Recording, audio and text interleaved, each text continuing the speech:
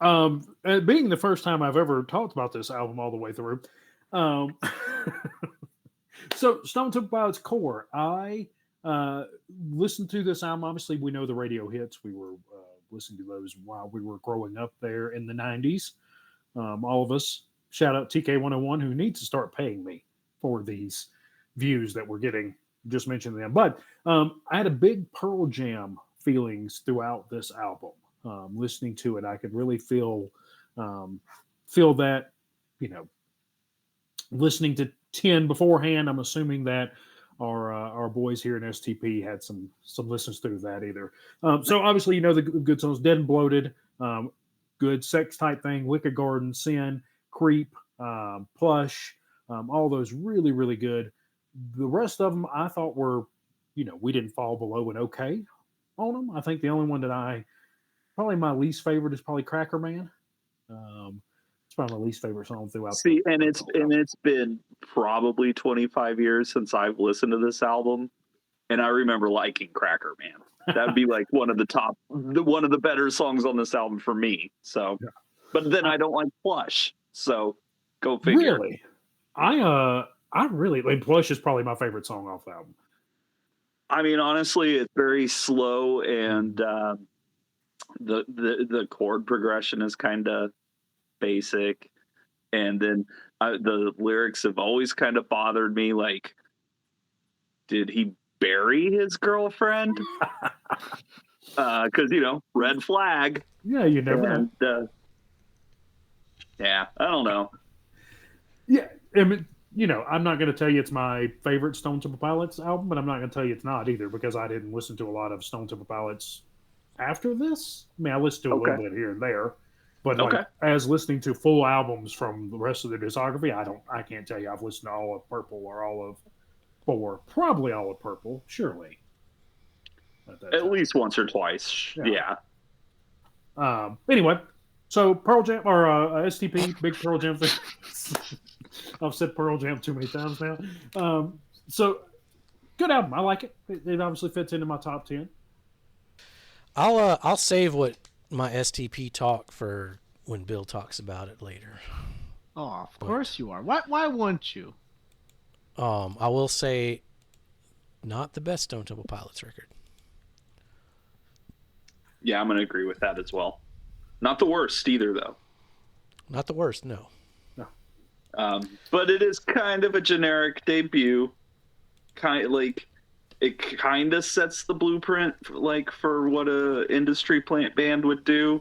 Like, they come out of nowhere and they're just copying a really popular album that came out a year ago. Mm-hmm. You know, it happens every year. It's still happening. It's still happening. Some bands are still copying that same album. And there's a reason why some songs are played to death in grocery stores and supermarkets and dentist office and the radio and, I don't know, commercials for your favorite... It's a band. It's an LA band that's trying to sound like they're from Seattle on this record. Yeah. Right. And later on, they're not even from LA. They're from San Diego. Or San Diego, somewhere in California. But yeah, they eventually do get to that. Like, they do better things later on. Mm-hmm. Where would you rank it, Joe? I'm gonna have to put that one slap behind Garth Brooks. I mean, I'd say it's probably better than that, but whatever. No. All right, I guess I'm next. What have I got? I am at Sonic Youth, Dirty. I got that one too. Phenomenal record. One of Kim Gordon's best. We're going to get to Sonic Youth. Maybe we'll have Joe guest star because evidently he loves Sonic Youth now out of the blue. And still, though, he's back just in time to agree. Oh, yep. Yeah. He is a Sonic Youth expert now. That's right. I've listened to so many Sonic Youth albums, too. He couldn't even name them all. That's right. I fucking love. You've listened to. I love Sonic Youth. ever since, I don't know, since I was a wee little lad. Great fucking record. Amen. And wow, but they are still not the best of what they did in the 90s. Not the best. Where did I place it? Oh, it's better than Social Distortion. It's better than L7. It's better than Bad Religion, but it does not beat Tory. It can sit firmly at number 2. Look, and me, I'll have listened to 2 Sonic Youth albums. I put mine at number 2. Jason's listed all and put number 2. I think I'm on track. No, you ain't heard Experimental Jet Set Trash and No Star yet. Or Sister. Or Yeah, this is just fucking for the Daydream year, Nation. too. Yeah, this is still their DGC, like, they're on the radio, well, they're mainstream. This is their, like, commercial peak, right? Yeah. This one, Goo, and the one after is their commercial peak. Yeah. All right, Bill. All right, what do we got? We got Peter Gabriel. Alrighty, so Kiss that frog. Shock right. that monkey. Dig that dirt. So when I was putting together my list for 92, I went and consulted someone who's actually alive in 92. Go see our intro to 92. Shocker, I was not alive in 1992. Bum, bum, bum.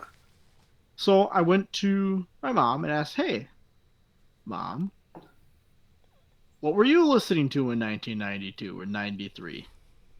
She's like, well, no, she was going through grad. She's like, yeah. She was listening off some bands that she's like, yeah, I really like, the beat of their songs and everything else. I'm like, okay, sure. What band, what song? I started pulling up, like, all right, that was released in 1991, wrong year. That was released in 1987, wrong year. Eventually, it was like, hey, she listed a couple songs from Peter Gabriel. Like, yep, these were all released. He's got a release in 92. 92. And a lot of songs that she liked. Let's see, the ones that she specifically mentioned when I was talking to her, I believe were Only Us and Come Talk to Me were two of the ones that she mentioned. Okay. You definitely feel, the Genesis vibes that Peter Gabriel, had obviously earlier in his career. And you can really hear it in the music as it's all played throughout this album. So I'm like, all right, had to go listen to the album after. Like, this is actually, it's a pretty good album. There wasn't a song that I hated on it. Wasn't any songs to me that was like, oh my God. I'd say probably Washing of the Water might have been my favorite one. Either that one or Blood of Eden. Both of those were I liked both of those. It had good album flow. Opener was good. Closer was good enough. Kiss That Frog was kind of had mixed feelings about it, but it worked, so that's all right. And yeah, so I'm like, all right, I can put this album in for my 92 rankings. So I'd say overall it was a solid album. We are recording this on Mother's Day, so happy Mother's Day, Bill's mom. Yeah. Happy Mother's Day to all moms. This All is why, moms this is every why I day. had to leave and say, hey, I had to leave in a couple minutes after setting up everything at home. This is I'm why he gonna tell bailed y'all- on you on Mother's Day. That's right. I didn't feel it was a solid 6-hour block I had with her. All right. Very nice. My question here about this Peter Gabriel album. A, I can't name a Peter Gabriel song ever. I know I haven't heard any of these, but how much do you figure they had to pay for all those Twizzlers on the ground? It's Peter Gabriel. They gave him the I Twizzlers. probably gave it to him. He's Yeah. actually looking at those. Yeah. Those are some nice long ones too. Those are factory direct. So Yeah. If Peter probably Gabriel paid came him to you for and them. said, hey, I want to get a bunch of Twizzlers and set them on fire, you do it. No, You- hell no. you- I'd be you- like, you- get away from me, weird guy. you wouldn't say okay. You would ask how many. Yeah, how many you need, Big Pete? We got you. I And don't I'm like asking Twizzlers, so Joe, that's you fine. don't know Sledgehammer? No. Really? Really? Oh, hell no. I don't. Sledgehammer. Peter Gabriel and I, we did not have we weren't in the same circles. Well, the circles I was in, which would have been the 80s and the 90s, like I was in that circle, and it was inescapable. So, yeah, I was in the country music, graduating into like Nirvana type, Pearl Jam, those type of that is radio an rock. interesting jump. Yeah. We Okay. are well aware, Joe. Don't worry. Where does old Pete stack up in the rankings? Right. See, better than Black Crows, that's for sure. God, is he better than Garth though? That seems to just be the roadblock. Yeah, Garth, Garth is gatekeeping. even though this is Even a one of, grinder. even though this is one of his lesser albums, probably of the early '90s, like this was still a fucking good album by Garth. Well, and the same could be said for the Peter Gabriel album. Mm-hmm. I'm gonna stick Peter Gabriel right behind Garth. Oh, he gets Yes, blocked. Those two are very close. I would Garth say. Brooks out here like, Well, John Anderson said. John Anderson's No beat for gatekeeping the you. grinder right now. All right. Joe, let's let you go first. So we'll just keep it flowing in this way. all right. We don't have to jump around anymore. What you got next? Jump around. Oh, wait. Is that, Lagwagon. hold up. Nope. Go ahead. Oop. Go Peter ahead. Gabriel. Come on, select it. let me talk about Peter Gabriel a little bit. Bitch don't even know Sledgehammer. Who the fuck doesn't know Sledgehammer? Peter Gabriel once ate a ton of Twizzlers. Twizzlers, you can sponsor us at any time now. Okay, Lagwagon does. So, Vines. well, wow. Let's not be bringing in things lesser than Twizzlers. So a while ago, Jason and I, and who else was with us, Jason? We did Lagwagon. Ed. Ed was with us. So Jason Season Ed 1. did Lagwagon. There's a video. You should go watch it. And really not a bad album through the discography. Their worst album is still a top 10 album of the year. And their worst album, in my opinion, was Duh. So here we are. Pretty sure we said it was covering Lagwagon, but worst album, still one of the best.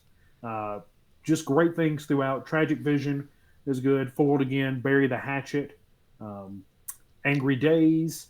I hate their cover of Bad Moon Rising. Just not a fan. Parents Guide to Living, Mr. Coffee.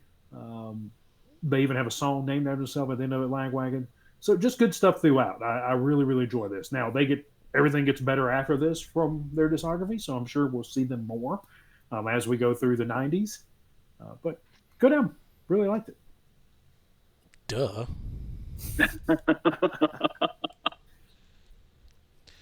I want to say there's a different cover for this. Or Um, am I crazy? Is this the original one? I do not like their name on the album cover here. oh, yeah. Go watch our Is It Art for that whole discussion. Not a fan of that. Where do I rank it? Hey, surely, Garth is not gatekeeping Lagwagon. Oh, Garth is definitely gatekeeping Lagwagon. Oh my god. The question really is: do I think Core is better than Duh? I do not. So it's going to go above. Jesus, fucking that's the most asinine thing I've heard all week. Garth is Garth, man. I understand the And Joey is disdain for Joey. him, but like And that's not even the best Garth Brooks album. This is probably one of his weaker. this trilogies was here. I would argue this was Garth's weakest album of the early '90s. Lagwagon's weakest album is better than Garth's best. No, Uh, I can't agree with that. Well, Operation Cock. Operation Now- Cock. And what's really going to be sad is when all of these just come down to a spinning wheel to decide which one's better. Garth is going to go number one. But... No. Garth goes number one. We're going to be looking for some extra hosts when we get to the 80s. But All you right. say he's not even in the grinder for this year. What are you talking about? Fuck it, He's let's already let pushed Tim up to talk. John Anderson and Sublime. All right, so yeah, Caius, Blues for the Red Sun. What an amazing album. Their second, just a small independent release. Not many people knew about it in '92, but it has since gone on to be just considered a classic of. I mean, you know, whatever the genre is you want to call it. People call it desert rock. People call it stoner rock. People call it psychedelic. It's been called grunge. I mean, it's Sabbath worship. It's all over the place. Very jammy. I just saw the other day Louder Sound did a retrospective on this album and like a nice little history. Recorded at Studio City. So this was done on the Neve board, the same time as Nevermind. Yeah, I mean, Thong Song is probably the first video by them I would have seen. It was probably Headbangers Ball, but I do remember seeing them on 120 Minutes as well. They were one of the couple bands that was able to cross over. And yeah, Green Machine's a classic. I mean, Phone, what a classic. Freedom Run, Mondo Generator, yeah, Allen's Wrench, such a great album. Highly recommend it. And yeah, if you like Queens of the Stone Age, if you like Fu Manchu, if you like Black Sabbath, and if you like, I don't know, like Helmet meets L7 kind of vibe, check it out. If you haven't already. I love it, though. I listen to it all the time. How many albums they got? 4. That might be something. That might be like a easy, fun discography to go through one time. Yeah. Now, was the Dragon with them when they did the Thong Song, or no? Comes out a little later. Now, is the Thong Song by Cisco a cover of this? No. So it's a different thong. Different thong. Okay. Thank you, Joe. Different thong, different song. Thank you. That's right. Thank you, Joe, for giving me the closing, the closing 6 seconds of the video, because that's what I'm using now. Thong song. Yeah, great album. I saw them. I saw their name in some upcoming research I was doing, and I thought of you immediately. I was like, I bet that's in his list for that year. All of their albums are in the 90s. All their albums are making the list. Like, it's a very consistently solid 4-album discography that I discovered them, you know, like, we'll save it for the episode which album I discovered them on in the 90s. So I've been there for a while, but yeah, I've just kind of watched, especially in the last 20 years, where they've kind of obtained this like mythical status because they've all gone on to do incredible other bands. You know, you got Unita, you got Mondo Generator, you got Queens of the Stone Age, you've got Eagles of Death Metal, you got Fu Manchu, Brant Bjork and the Bros, Stoner, like the list goes on and on. Vista Chino, like, yeah. So where's it gonna rank for you? Is it better than a punch in the face? You know, Vulgar Display of Power is a massively important album that came out this year. It completely changed the course of metal. And I'm going to argue that Blues for the Red Sun did the same thing as well. Now, obviously, one's more popular than the other. and they're very different, but I think they both fit in the same universe, and I think they fit well within that universe with Dehumanizer as well. So I'm going to put it right between Vulgar and Dehumanizer. I think it is it's that caliber of an album. Like, I was alive in 92, so I didn't need to ask anybody, but I was also a kid being influenced by dumb things. So my memory of 92 is, hazy at best. And so, yeah, I'm able to go back and add things to the list that I've maybe found since 92 that I think I should have been listening to in 92 because it was infinitely better than what I was listening to. That is the perfect segue for my next pick. Because I was going to say the 5 albums I have on the board right now, I was not listening to in 92. I was 12 years old. You go back and watch our first part 1. That's the year that I discovered Nevermind. So I was just absorbed with Nirvana at the time. But one of those dumb things was Ugly Kid Joe's America's Least Wanted. That's what I was listening to in 92 for 100%. And for that, this album fucking kicks ass. It still kicks ass. Yeah. Mr. Record Man is like, oh. I'm pretty sure Rob Halford's on that one too, on The Goddamn Devil. The Goddamn Devil. Busy Bee, it's so poppy and sweet and stupid. I love it. So damn cool. Cats in the Cradle, man, come on. That's a good cover. Dave Fortman's gone on. I think he produces a bunch of stuff out of New Orleans, and I think did also like Evanescence or something.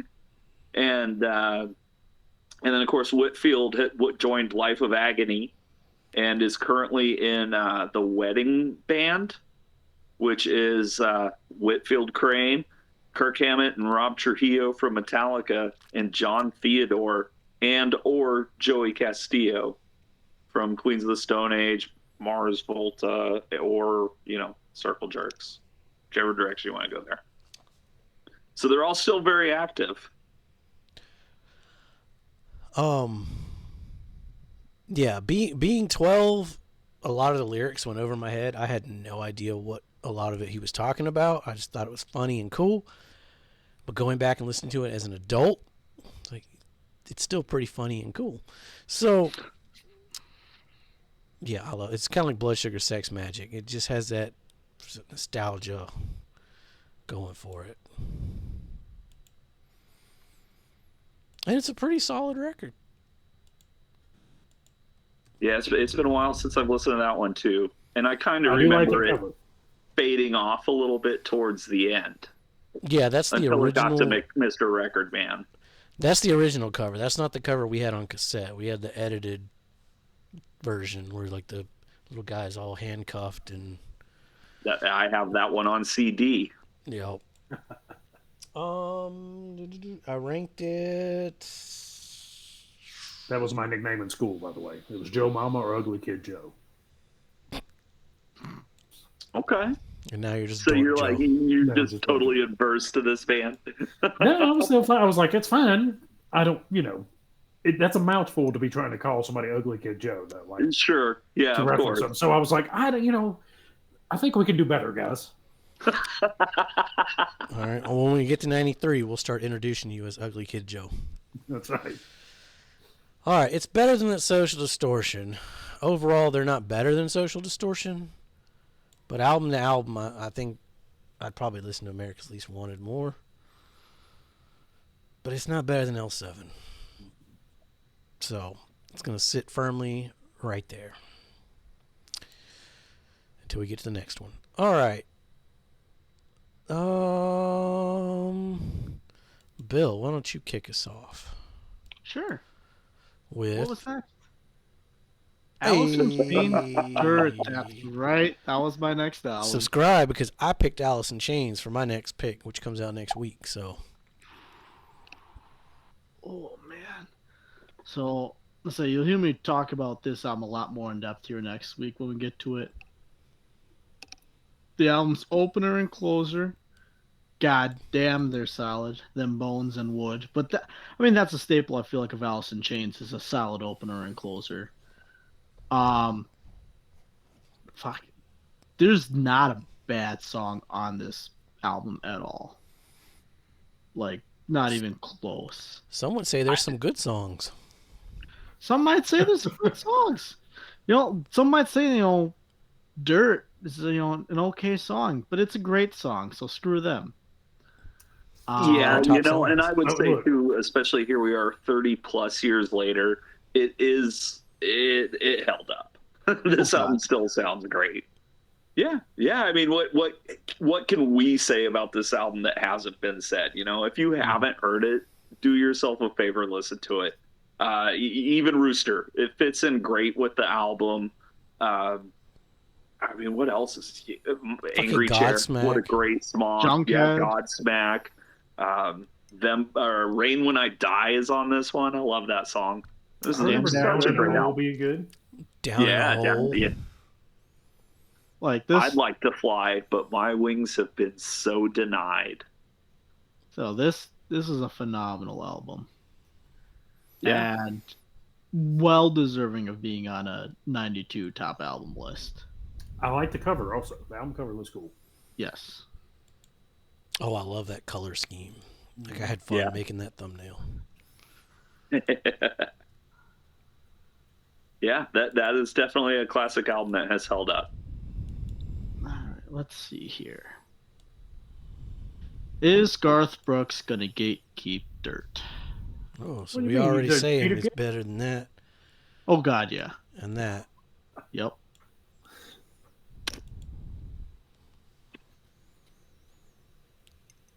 It's better than Garth Brooks. Oh shit! This album. Oh, the Garth gate has been broken. But will it go into the top 3? Now that's the question. Anderson's still standing there with his vest on. Yeah, and the yeah.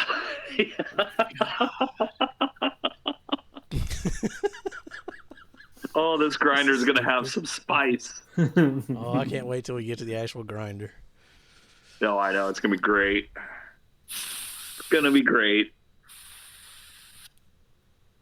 John Anderson's gonna keep gatekeeping that top. Oh 3. man, That's real close between those two. I will say that it's exceptionally close. But goddamn straight. I couldn't believe he kept George Strait out of there, but Yeah, George beat Anderson. George. That I mean, yeah, I'll give you the Weird Al, but Yeah, that's a that's good a Weird Al. weird second line. I like your grinder so far. You've got the wild card grinder going there, Yeah. Yeah. Yeah, you got the Yeah. wild and then cards. really it just depends on what it's matched with. I mean, I know this is part 2, so we already did part 1 here. So you think? I think I'm gonna have to mulligan here, and put George Strait below John Anderson. Cool fucking Anderson's moving up. that's right. I mean, he's past gatekeeping now. He's knocking people down. Watch out, Weird Al. Right. He's rising There's from still- the dead. There's And you know still what? a chance, though. He's got 3 to go. And I'll say that actually with that mulligan, George Strait is gonna go below Alice in Chains too. Yeah, I was just gonna say, like, And yeah, okay. yeah, we'll keep But it. what about John Anderson? That's right. John Anderson's definitely gatekeeping above Alice in Chains, unfortunately. Wow. Okay. That's a strong album, for Okay. especially for John Anderson. All these anything that makes it in the grinder, we all have to listen to. So Yeah. I know. we're all gonna have to And check I've out. already started a playlist. I hit shuffle and just let it go. You should make I it think- public and give me the link, and we'll share it down below. I can do that. I Sure. think you guys will be pleasantly surprised with John Anderson if he still makes it in the grinder. He could still get bumped out, but Yeah, there's still, if all 3 of your next ones are Yeah, you're going in the grinder, it could pop them out. I'm ready to be pleasantly surprised by a lot of y'all's picks. Let me just say.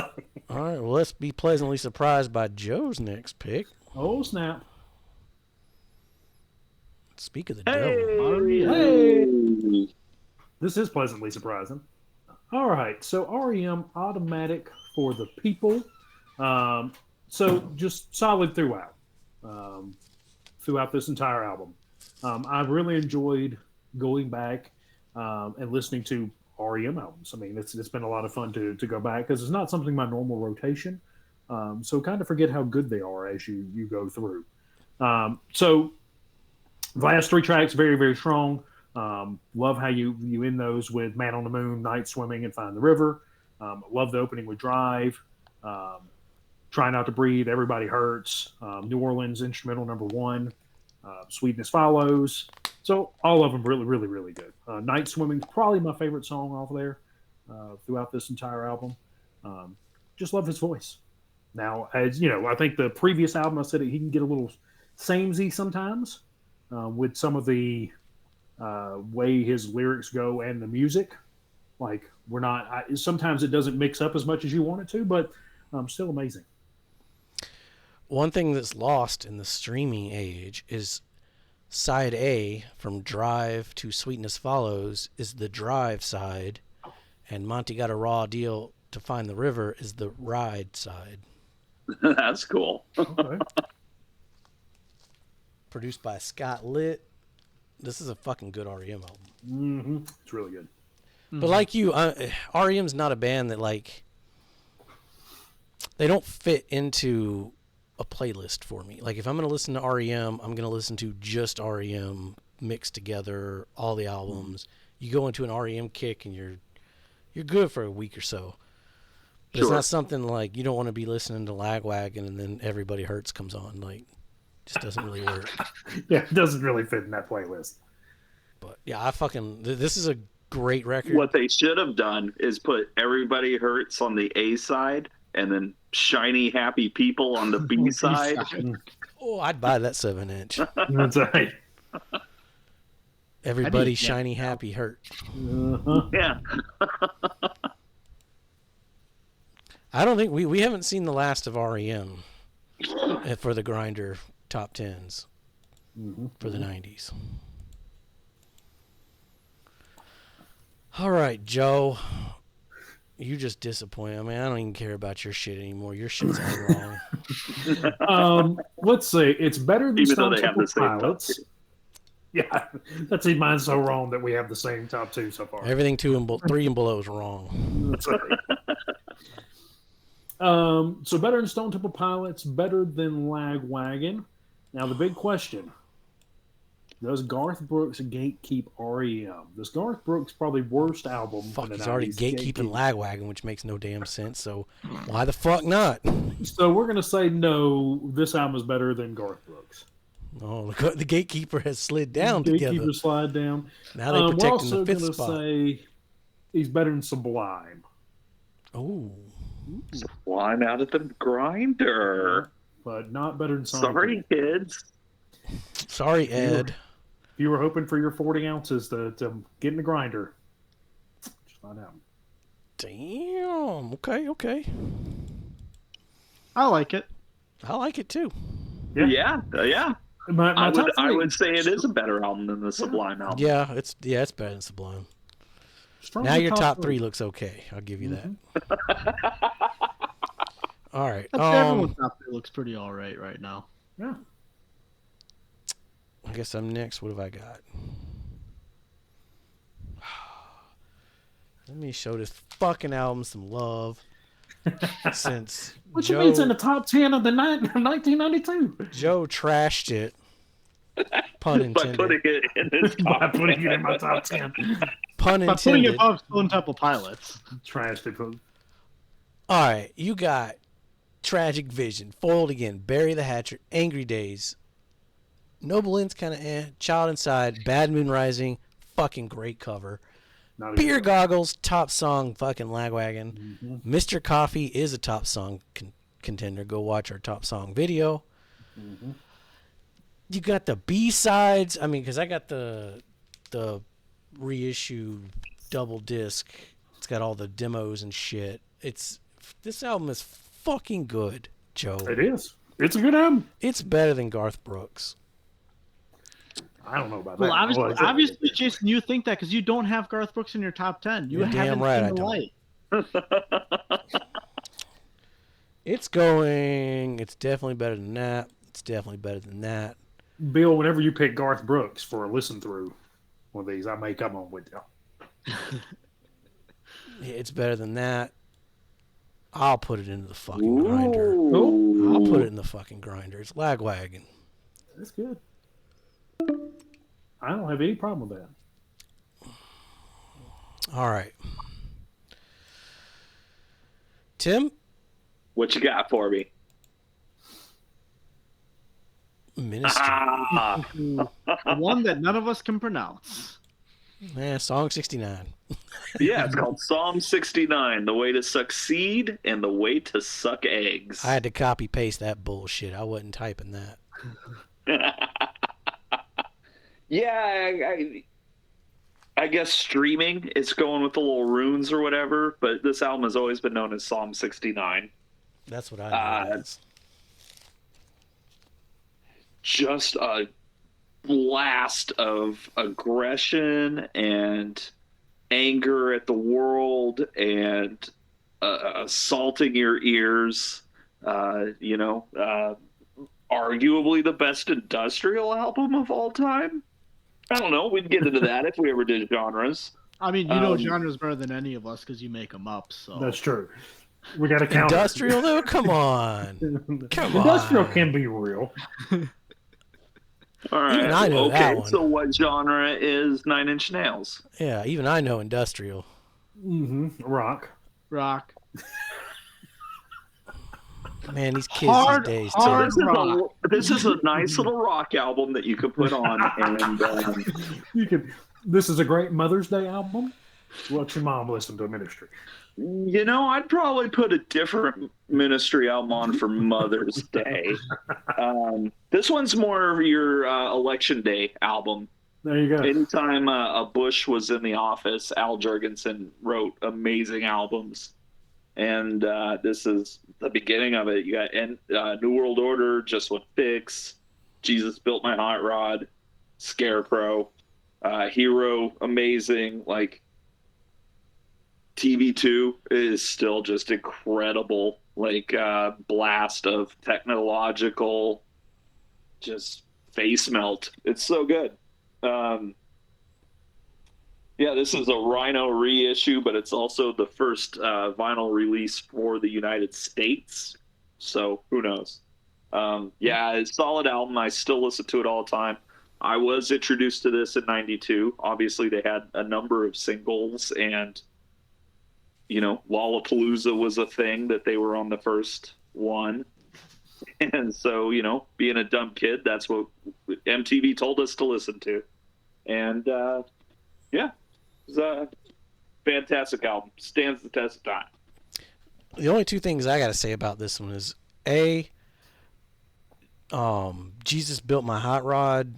I do remember Gibby that Haynes one. from the Butthole Surfers. Yeah, I remember that song. I can't remember what they still play it all the time, right? I still hear it all the time. Oh, I haven't heard it in years, but I don't listen to any kind of... I control all my own music, I guess. Well, same, but I'm also exposed to other people's music, and I can tell when they're just listening to algorithms. And yeah, the Jesus Built My Hot Rod pops up in the algorithm all the time. Oh, I remember the second thing. We should do Ministry, and we should do their discography. Yeah, it's a pretty big one, but it's a fun one. I mean... They got Dark Side of the Spoon.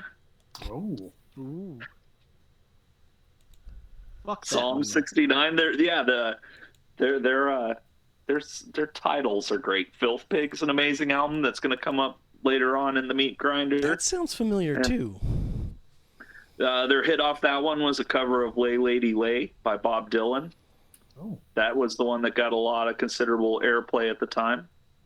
I don't remember that, but I remember the name Filth Pig. All right, is it better than The Fist?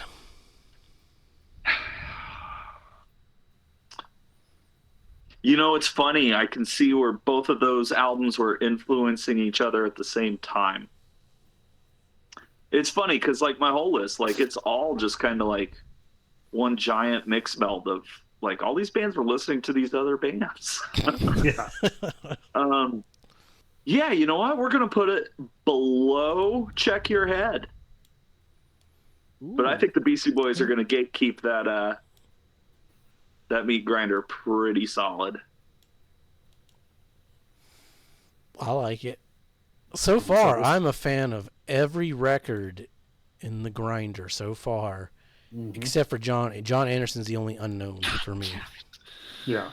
Yeah. It's just an unknown. I haven't heard it, so. I think I've heard 2 songs off of that. I mean, they're good songs. Say you heard the closer and you heard I think it's track 3. Seminole Wind. I haven't heard that shit. That's the closer. You hadn't heard Seminole Wind? No, shut the fuck up. You ain't heard Sledgehammer.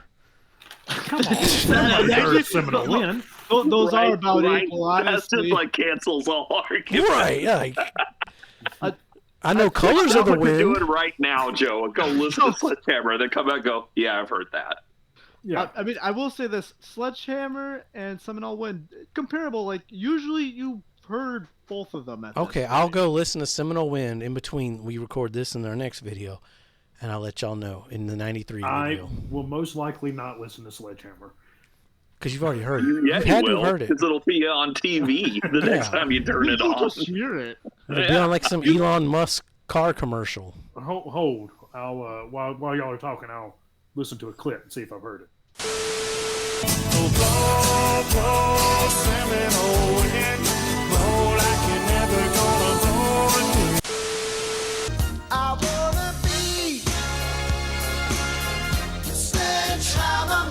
All right. I guess I'll go next. What I got. All right. Mudhoney, Piece of Cake. I love this record. It is their sellout major label one, but they spent most of the money on beer. A lot of instrumentals, but they're Mudhoney instrumentals, so they're cool. They actually just announced a show up here, and I saw that they're bringing back Mr. Epp as an opener. Oh. I know, I kind of want to go to that show. I love the album cover. I think that's their coolest logo. Acetone, if we ever do Mudhoney's discography, that's a top song. That's going to be in my top songs. I love it. Sucky Dry is great. When in Rome. I fucking love Mudhoney. Especially the 90s Mudhoney. That is a great But, album cover. what'd you say, Joe? That is a great album cover. Yeah, that's fucking... It's a great album. Where did I put it?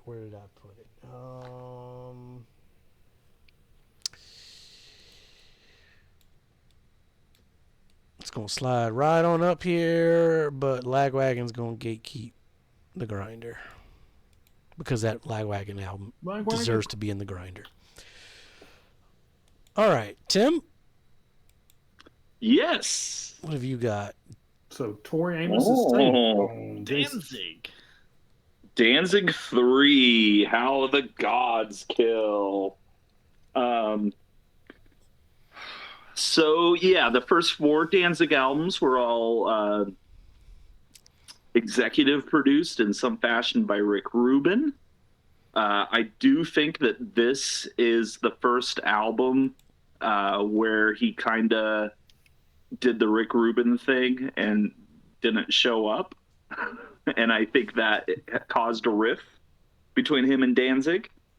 And obviously before that, Rick was very involved in the albums he was producing. So it's kind of one of those ones where, yeah, you still get that solid gold Rick Rubin sound. But it's also very much Danzig starting to take over as well. I was listening to this in 92. I remember seeing How the Gods Killed, the video on Beavis and Butthead. And so, yeah, they loved it. I loved it. And Dirty Black Summer was all over late night MTV. And it was just a common song amongst me and my friends where, you know, you just make the sound when you hit your chest because you're Dirty Black Summering it up. I love this album though. It holds up really good. It's still got a lot of blues elements to it. In fact, Bodies is one of the bluesiest songs Danzig I think ever did. But also like some of the creepier power ballady stuff is kind of creeping in here too, like Anything, How the Gods Kill, Sistina's. They're all beautiful songs. Possibly peak performance from Danzig out of his entire 40-plus year career. He sounds amazing on this album. Chuck Biscuit sounds amazing on this album. Eerie Vaughn sounds amazing on this album. John Christ sounds amazing on this album. I don't remember any other Danzig on MTV except for fucking Mother. That was like Danzig 4, right? Well, so it's actually Danzig 1, but in 93, Danzig put out an EP called Thrall Demon Sweat Live that had a live version of Mother, and that's actually the one that blew up. Okay. Yeah, I remember it was live. That EP got a lot bigger, I feel like, for Danzig. Like, more widely known. Well, yeah, that EP came out right after this album. So with a couple live tracks and a couple outtakes from this album. And then, yeah, MTV picked up Mother finally because they had originally banned it from MTV for the original video when it was on Danzig 1. I completely forgot about Beavis and Butthead videos. Like from watching. Oh, that was the best part, and nobody's seen them in 30 years. So because of all the licensing rights, we'll be talking about Beavis and Butthead in '93 for sure. Oh, absolutely.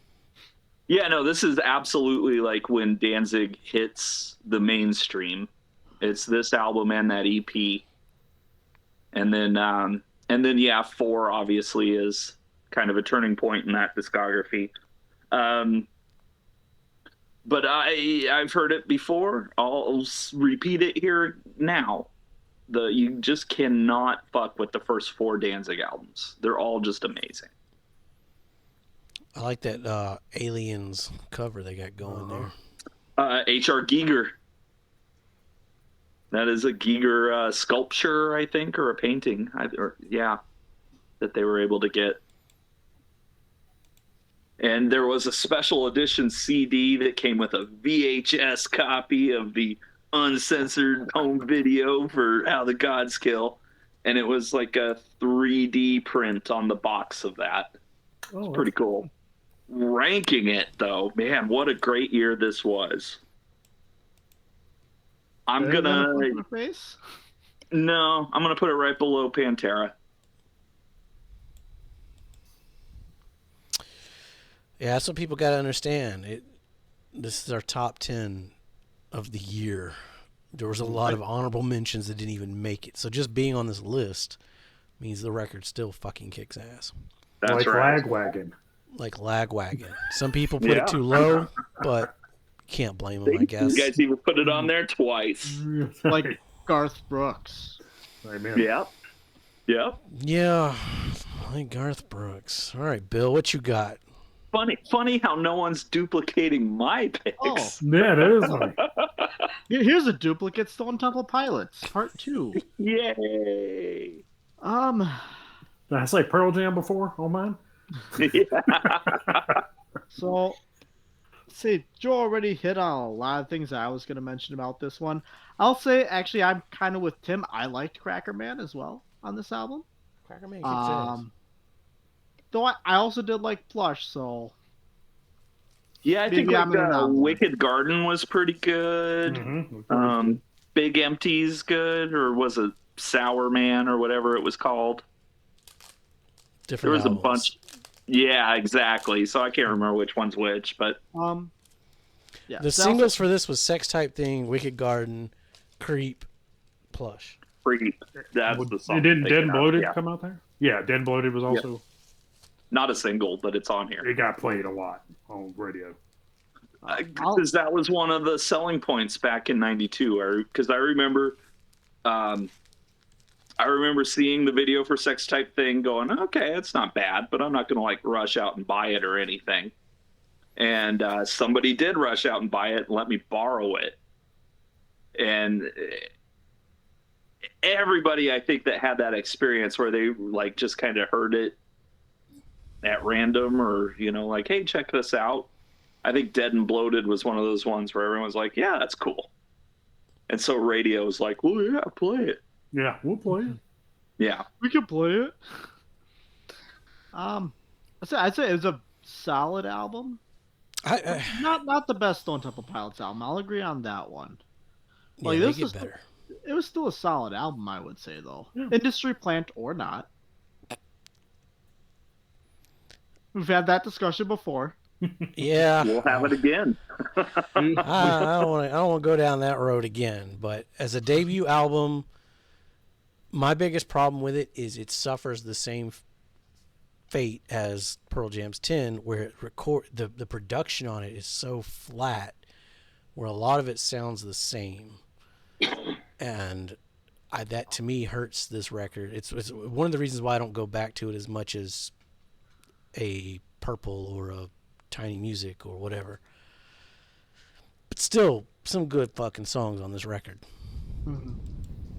I mean, you guys know I'm all for it. I'm a big fan of the dynamic albums, and I definitely agree. It's not as dynamic as it probably could be, but debut albums typically, I do say typically, aren't that dynamic, because usually the band's trying to establish some sort of like a stagnant identity almost. I just say most because there are some bands go out there and they're like, all right, here's a variety from slow to fast paced and from, you know, heavier to softer sounding. This one, yeah, it's pretty.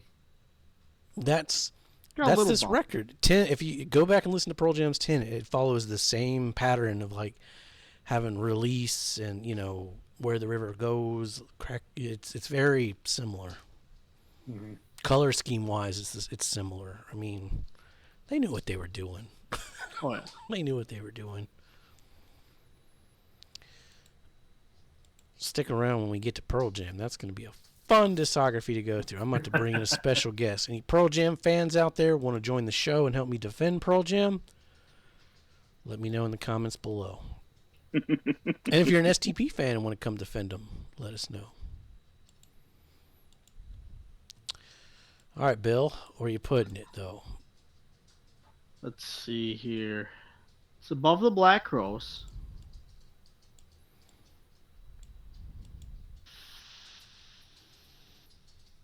I think that's all it's going to be above, though, is just Black Rose. So, doesn't he have to go to the Garth Brooks gatekeep? Peter Peter Gabriel said, nah, Hit him with a none Twizzler shall on the way up. pass. The Twizzler was too strong. All right. It's definitely an honorable mention for me. It didn't make my top 10, but it's definitely an honorable mention. All right, Joe, you got Rage Against the Machine. Nice. Get the name off. So, obviously, awesome. This is an awesome album cover for a rock album. Or, Tim, what would you call them? Industrial? No, I'm joking. I don't know. Are they new metal? Are they new metal? Could be. I don't know. I think they're hair metal. Hair metal. They're glam. They're. Oh wait, I learned this. Desert. That's the word. Desert rock. That's the word I learned today. Desert rock. Okay. I do like that. We got more coming up. That's right. So, obviously, great album. Bomb Track's an amazing opening. I love the beginning of it. The guitar leading into the and the heavy music. Killing in the Name of's great. Take the Power Back's great. Settle for Nothing. Bullet in the Head. Freedom. The Township Rebellion. Just really, really good songs throughout this entire album. And a very different sound than what I was listening to at the time. Rage comes out. But it's all the way through. They have this great sound. Obviously, great musician. The music and the voice just fit together perfectly. If you watch anything else, will be on it. There are times when I believe that people's voices really outstretch the music that's being played behind it, or don't fit what they're doing.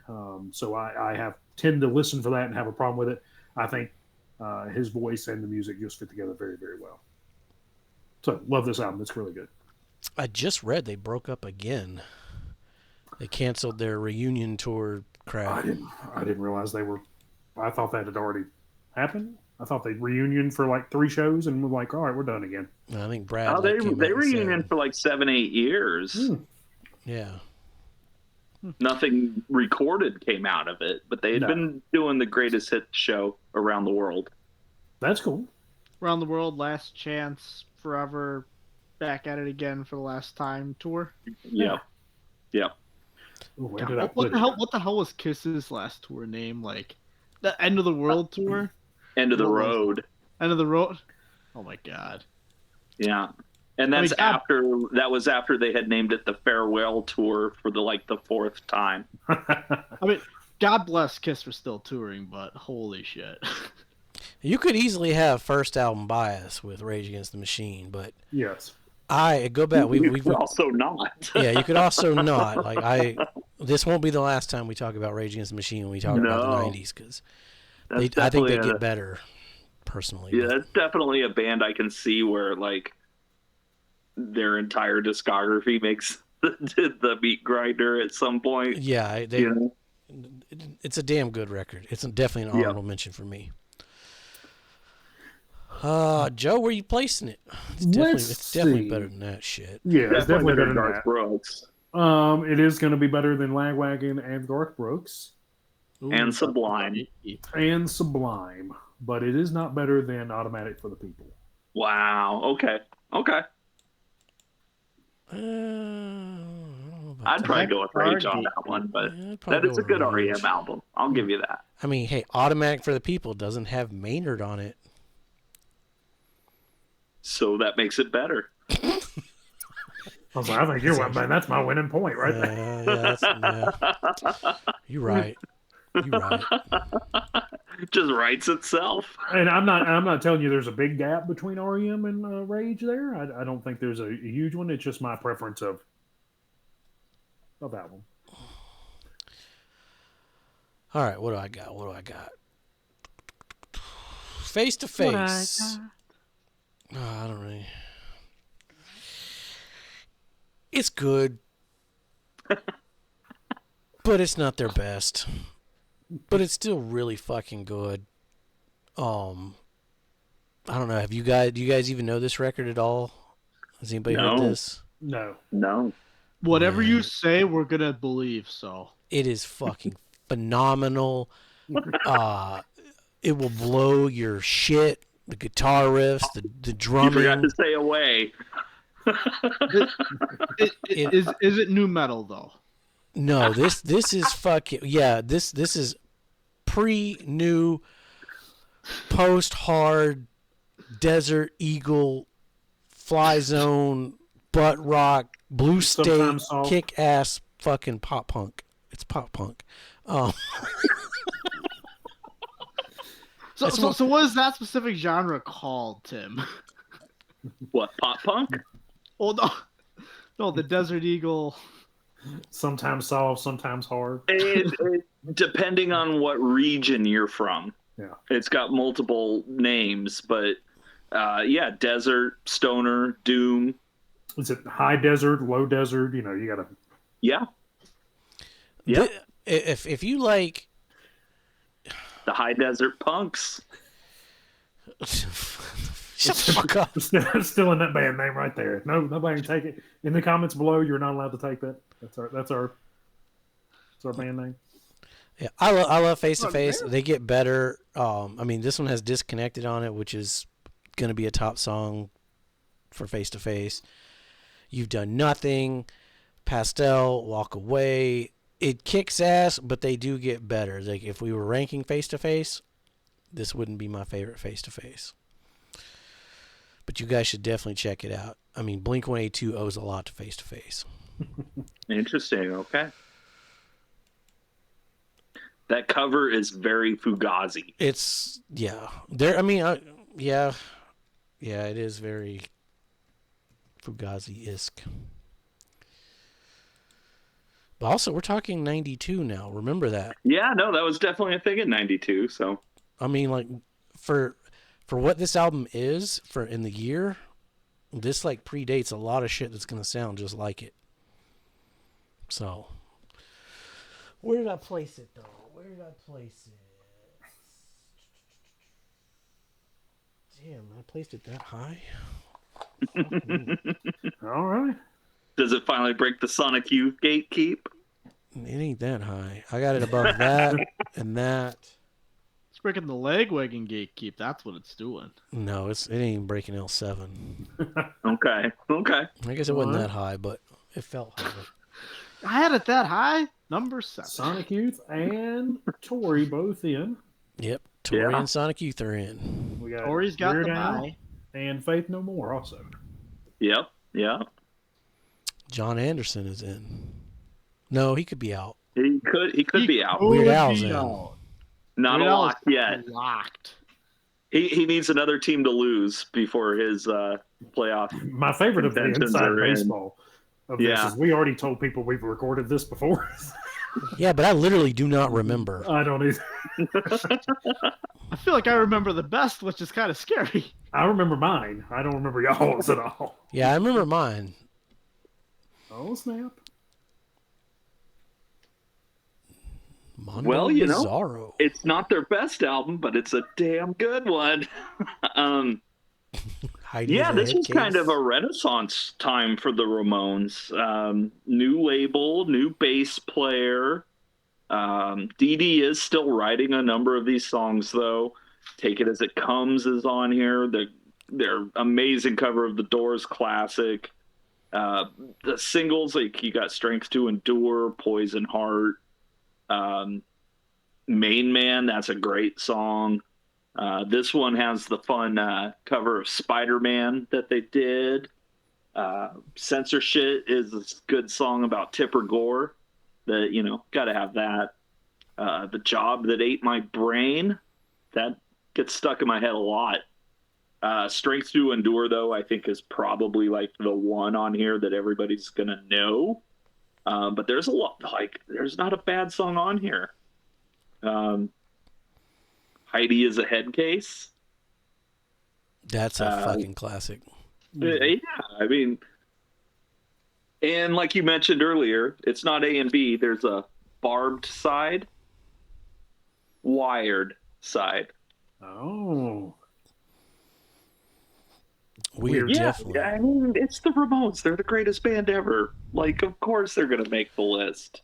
Yeah, the Ramones, they are on the docket for this year. We're going to get to this discography sooner rather than later. It's a big one, and It's a big one. yeah, But we can obviously handle it. they can't all be zingers. But I think what the Ramones, especially in '92, you know, here they are, like in the midst of an alternative rock revolution that they created.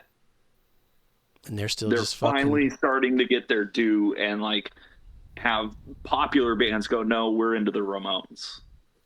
And it carries them for a couple more years until they're forced to retire, unfortunately. Yeah. But yeah, this is kind of the beginning of the late career renaissance where they go out with a bang.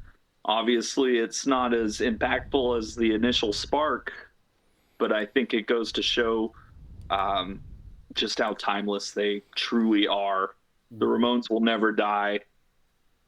I have a Even albums that feeling- nobody's heard of.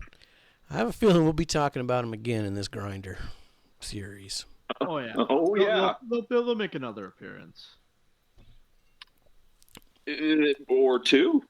Yeah, they got a couple more coming out. All right, where do you place it?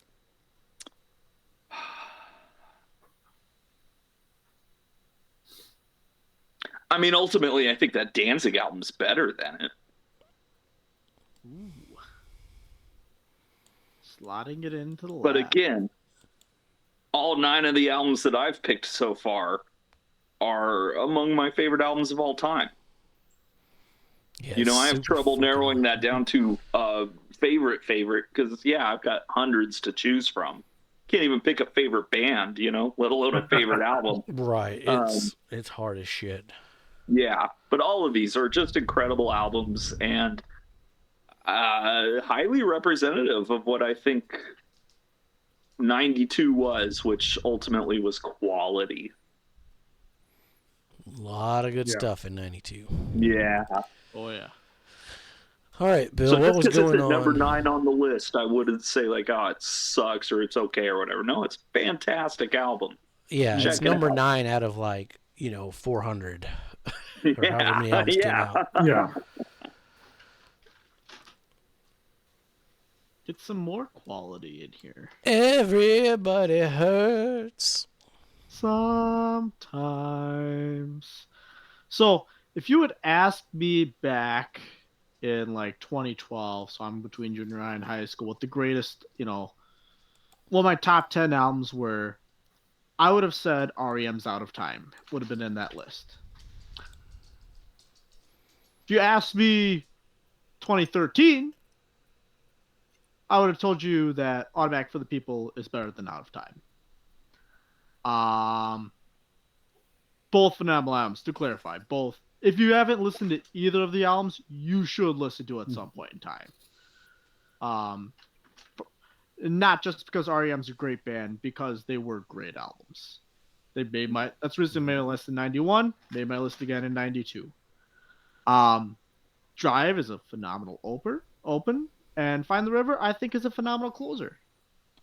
And the songs in between, I mean, it's hard to find any list anywhere of the top 5 most iconic REM songs without Everybody Hurts being one of the top 2 and Man on the Moon being somewhere in that list of the top 5 as well. I mean, I'll give you Man on the Moon, but I could easily name 5 songs better than Everybody Hurts. By REM? By REM, yes. I could too. Yeah. Yeah. And one of them would not be Losing My Religion. Or The One I Love. Ooh, I don't know. That one might be. That one might make it. That was a great song. They're all fucking great. Even Everybody Hurts. Yeah, that's true. It's except for when they use it in a credit card commercial, then it feels like they're rubbing my face in it. See, that's the thing that I don't like about Everybody Hurts is how commercialized that one got, where just everyone started using it all the time. I feel like that took away from the impact of that song some, at least in my opinion. To me, Automatic for the People was like the adult version of REM. Like when it came out and it was all over the place, I was like, this is like just adult contemporary bullshit. Fuck this music. As I got older, this one and more contemporary. Yeah, this one grew on me. Like I was like, holy shit! Like Night Swimming, I hated that song when it first came out.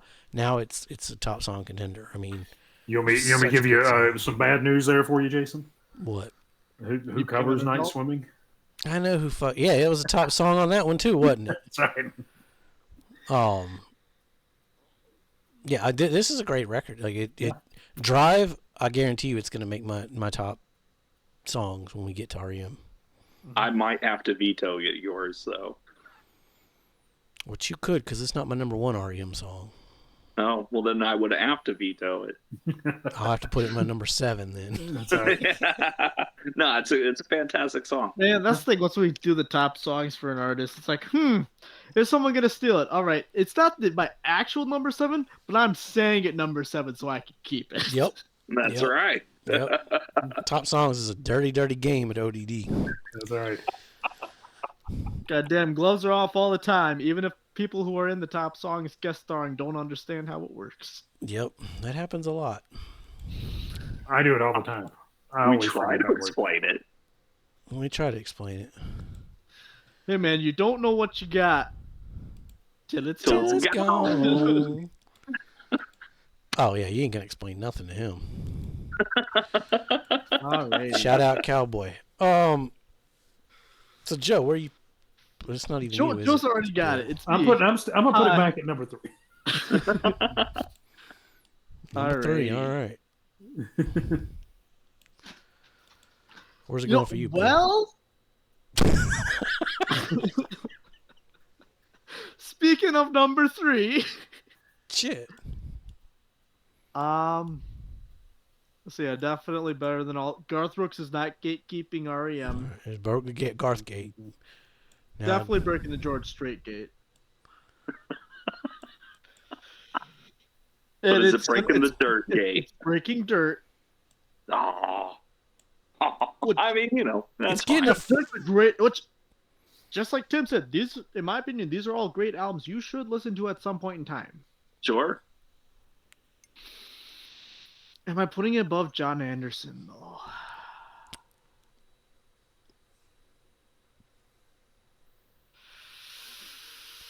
I'm gonna stick REM at that number 3 spot. All right. Aria or John Anderson makes the grinder. Yeah, John Anderson standing strong. On that straight Wowza. tequila night.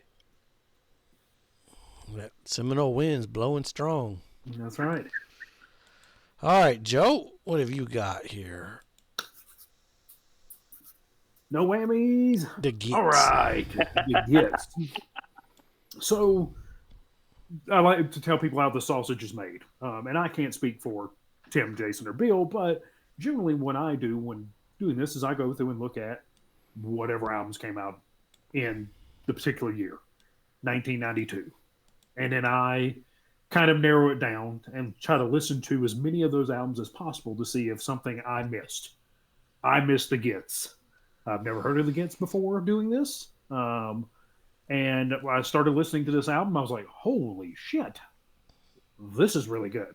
And I was like, oh, it's probably going to be an honorable mention. And I listened to it again, and I was like, this is a top 10 album all the way through. Just great. Frenching the Bully. As I go through my kind of rankings of songs and everything, I have nothing but goods all the way down except one okay. And that is Wingo Rainbow. That is my least favorite. It's an okay song. Nothing wrong with it, but Absinthe amazing. Another shot at the whiskey is really good. Slaughter of Bruce is good. Kings and Queens good. If it all dies anyway. What about Here's to Your Fuck? That's also a really good song. It's a good song name. Yeah. Second Skin was a great closer for him. I can't speak highly enough about this album being a true find for me while going through this. That's good. I'm glad you found something. Yeah. That's why we're here. That's right. So- It's amazing. So what type of music is it? Just as someone who has no idea who the Gits even are. High desert punk. No. Grunge. Jesus Yeah, Christ. I would say it kind of fits Rock. into the punkish, grungish type of Okay. scene. Maybe not so much grunge. Maybe leaning more toward a punk. Maybe like a Bikini Kill type era Okay. there. Yeah, I don't know what. Because they do I have no class idea for that who. is. Yeah, And never heard them unfortunately- until then. And the album art doesn't give me any inkling one way or another.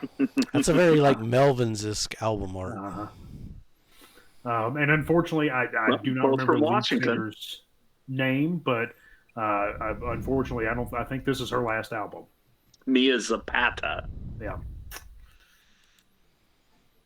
Man, Yeah, Tim's yes, got that that was on her lock. last album. Very, very sad because that was what a find. This is a good diamond in the rough.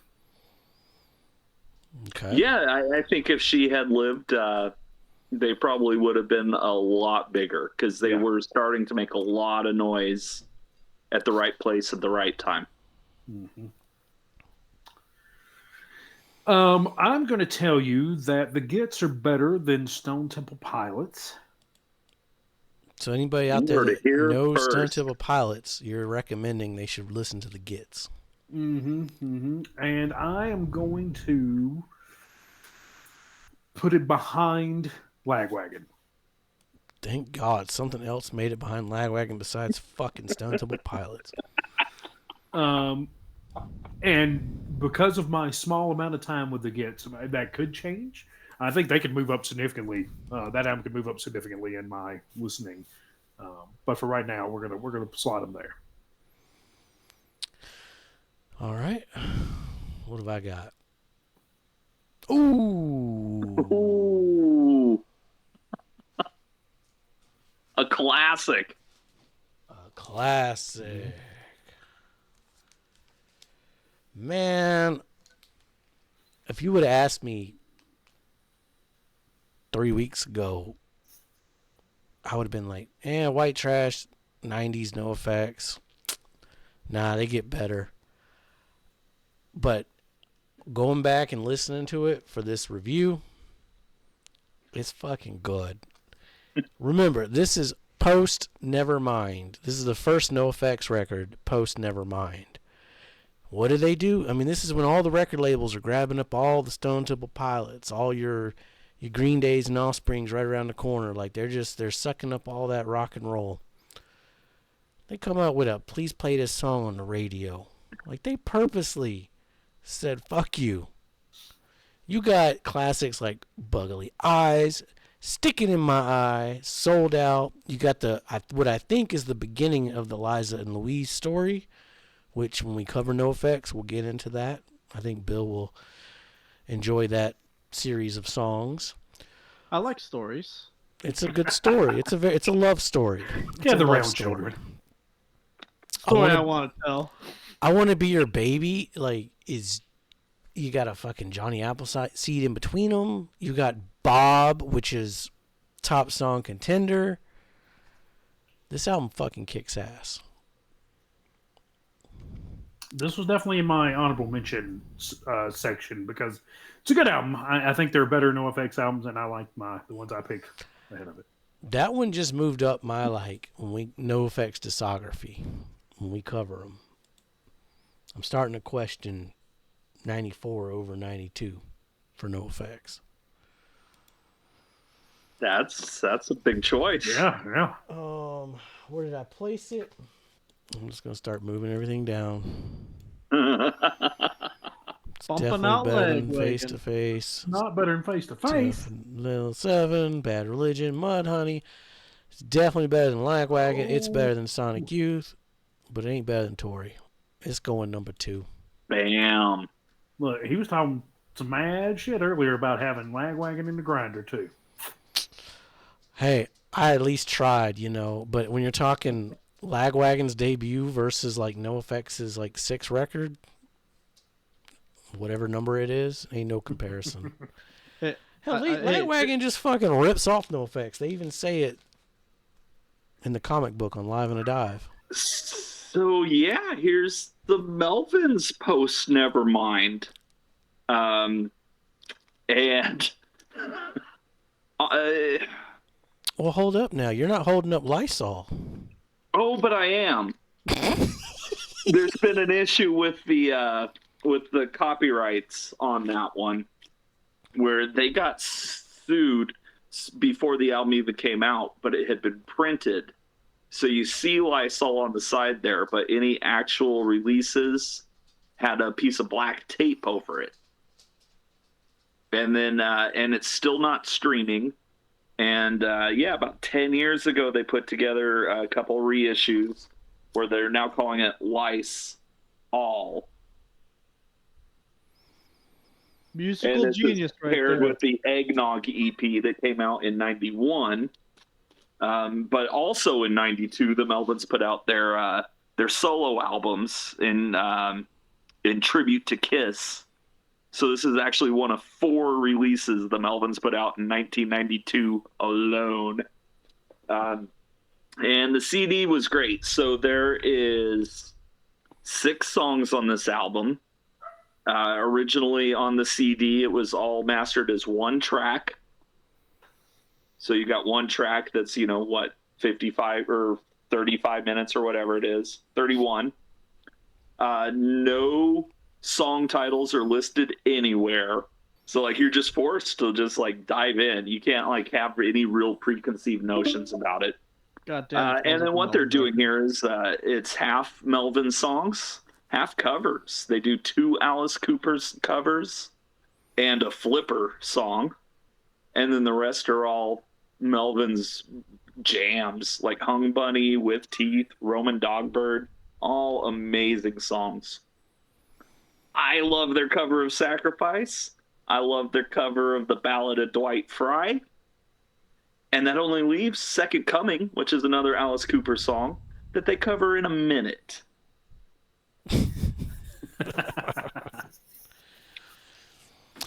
Yeah, just an incredible album. It's the last one that the Melvins put out before getting picked up by a major label, because a little band called Nirvana is praising their name all over the press at this point.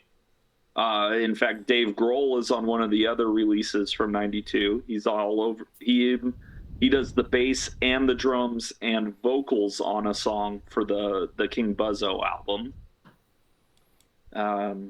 Yeah, I mean, the Melvins are everything that I think grunge as a concept should have been, as opposed to what it became, which was, you know, a keyword in the Sears catalog to sell T-shirts. That's a fact. And yeah, I think even in 2024, the Melvins are still putting out albums that are uncompromising. They're ambitious, and they're good. They're just good.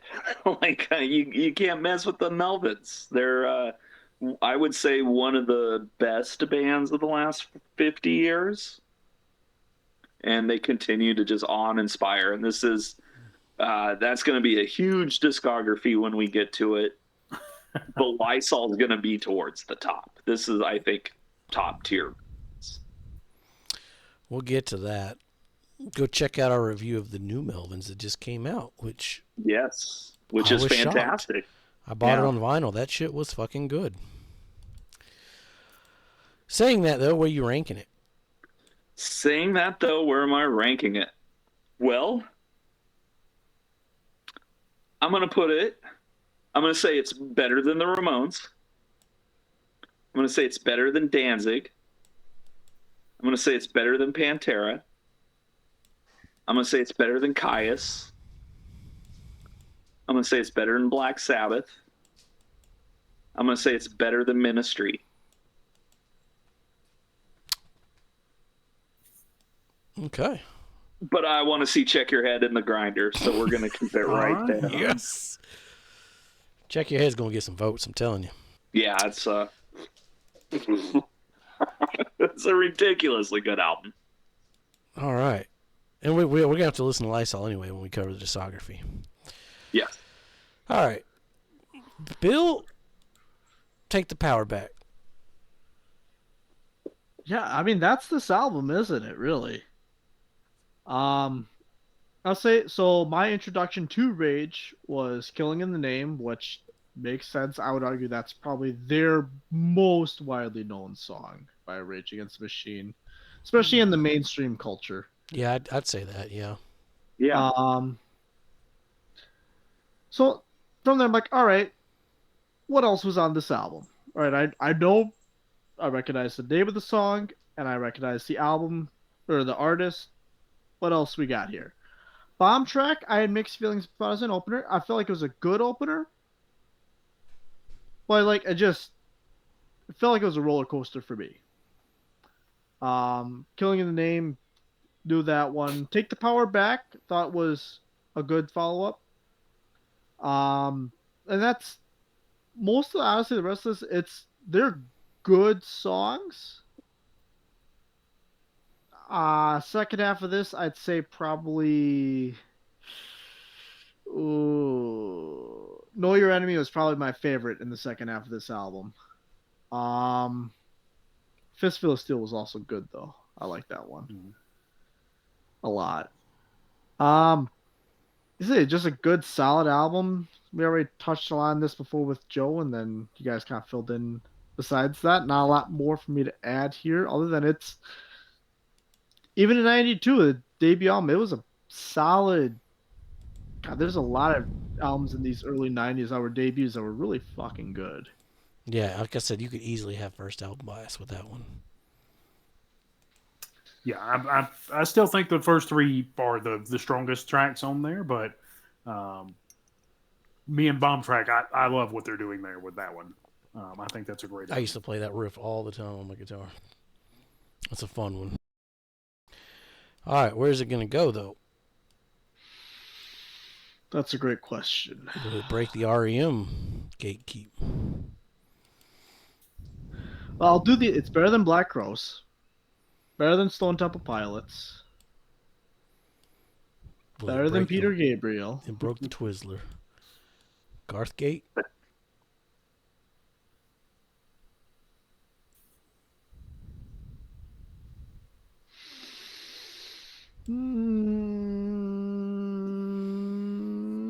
Better than Garth.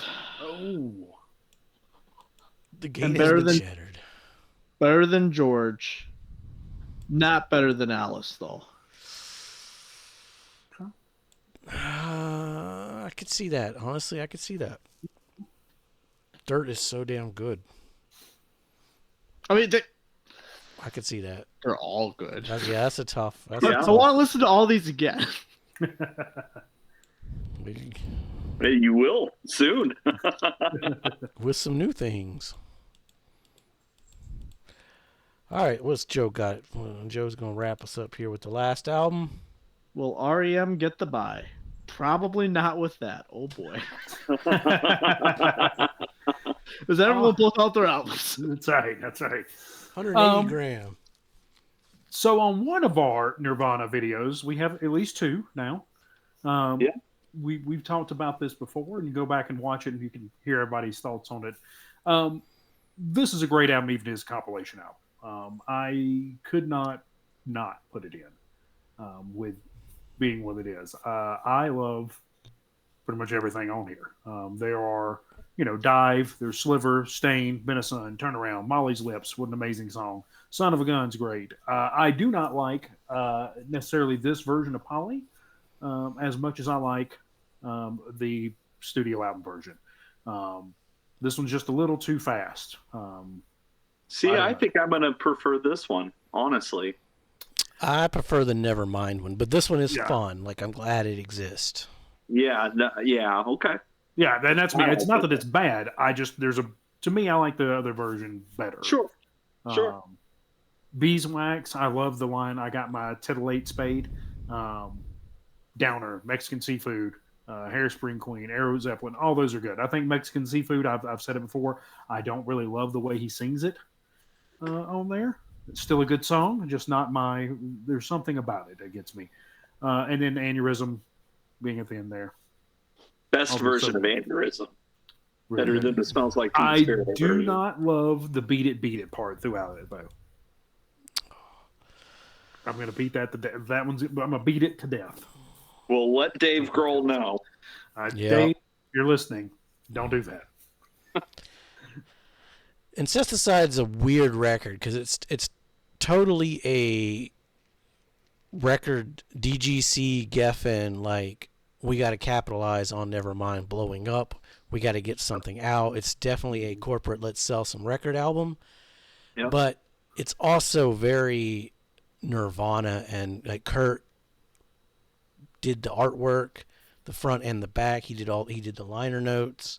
He chose the songs, he chose the order, and he separated out where like the beginning is like the softer side, the more poppier side. The second side is like the weirder side. So, And I'm sure they had a say in the mastering too, where like, you can't tell that some of these songs were recorded, in different decades. right, Like, it sounds all very sounds so great. yeah. It's a full album almost. Top songs. I mean, "Son of a Gun" it's still one of my favorite Nirvana songs. That it's a cover, but it's just so damn good. Aero Zeppelin is my favorite song of Nirvana to play on guitar. It's such a fucking great riff. Yeah, Incesticide, damn good record. Mm-hmm. And we'll be covering them again on some anniversary at some point. We'll have Bill, and we'll do the new formula where we do each album individually. Oh, that'll be fun. We'll definitely Turn do that. Around. That's one of my favorites. That's a Devo, right? Yeah. No, No, that's no, that is Devo. Yeah. yeah, that's a Devo cover. Son of a Gun. That's what I'm thinking of. So that's the original one, right? No, Son of a Gun's of Vaseline's. Oh, I mean, they're both great though. They're both great. Stain. You got Sliver. Oh, I could talk about Incesticide for you. Mm-hmm. Saying that, where are you placing it? Well, let's not beat around the bush and get crazy. We're just going to put it right under Sonic Youth. Oh, we broke the REM gate. REM not getting the buy. Not but getting the in. buy. But in. But But in. it is in. It is in. That's